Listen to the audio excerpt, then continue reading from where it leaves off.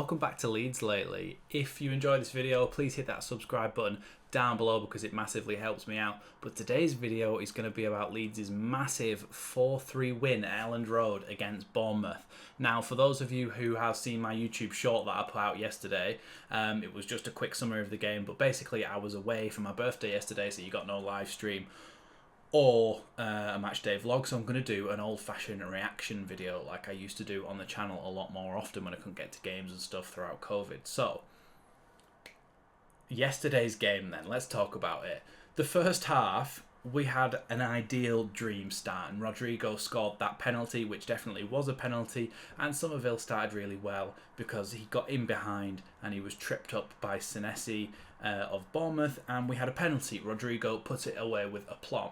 I'm thinking, okay, we're going to win this game. We're going to run away with it. We've scored within 4 minutes. Didn't go to plan, though, did it, in that first half? And within 10 minutes, they'd equalised. Marcus Tavernier was at the back post, or Tavernier was at the back post completely unmarked and was able to volley in past Meslier, who, no fault of his own, conceded that one. And it just started to fall apart from there in the first half. They went 2-1 up, but they could have been a lot further ahead than that in that first half because we gave them so many chances on the break. We had so many corners where they would then break from that corner, get all the way up to our goal. And there was that one that springs to mind of Kiefer Moore when he had that sort of half volley, and it just was the tamest shot I've ever seen and just bounced into Melier's hand. So we got so lucky in that first half.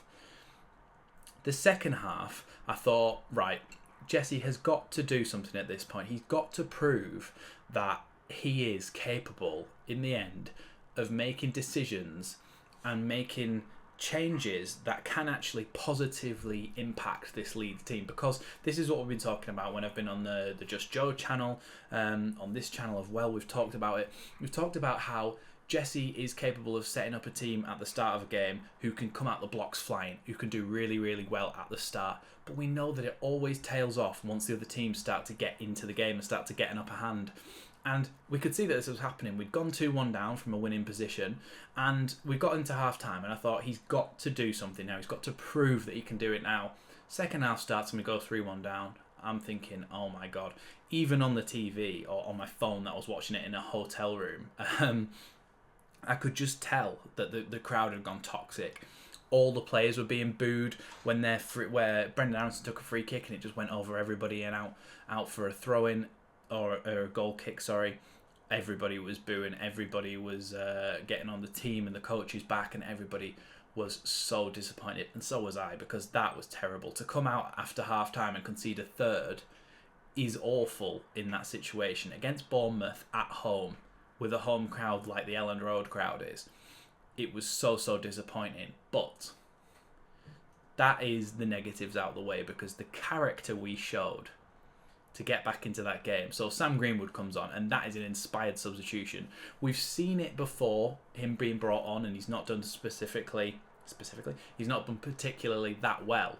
But in this game, he absolutely changed things. When that ball came out to him and he just curled it right in that top corner, unbelievable finish. Really, really good finish from Sam Greenwood. And that was what lit the spark that obviously eventually led to our comeback. So that goal, amazing. Then with Cooper's equaliser, the corner comes in, and Cooper just wants it so much more than the defenders. He just wants it so much more than those defenders. He climbs over the top of us, absolute towering captain's header, headers it into the back of the net underneath Travers, the goalkeeper. 3-3. And I'm thinking, right, well, this is going well now. We can win this. The pressure was on Bournemouth. Leeds were absolutely piling on the pressure, and it was fantastic to see. The pressing was working. Those driving runs from people like Somerville, who's, again, done really, really well to get those driving runs in. Taking the ball, turning, running at defenders. Tyler Adams breaking everything up in the midfield. Wilfred Gnonto comes on, and his ability to drive with the ball is unbelievable. This is what I've been saying for weeks. We don't need to see him start games. He's only 18, or 19 actually, because he turned 19 yesterday, the same day I turned 25, so apparently me and Wilfred Gnonto share a birthday. But he, unbelievable at driving with the ball. For the fourth goal, for Somerville's winner, when Cooper wins a header, flicks it down to Nonto, and Nonto runs from his own box almost to the 18-yard box of the opposition team. But the best thing about it for me is he got a shove, and a hard shove in the back. To me, most other Premier League footballers feel a hard shove in the back, they go down, they get the opposition player a yellow card. That's what they're sort of ingrained in them to do. Nonto, no, he didn't go down. He got shoved in the back. You could see it stumbled him, but he carried on, and he carried on sprinting. He ran all the way through, and then after all of that, running the whole pitch with pace and power, at 19 years old, he had the composure and the calmness to play a really good slid-through ball into Somerville.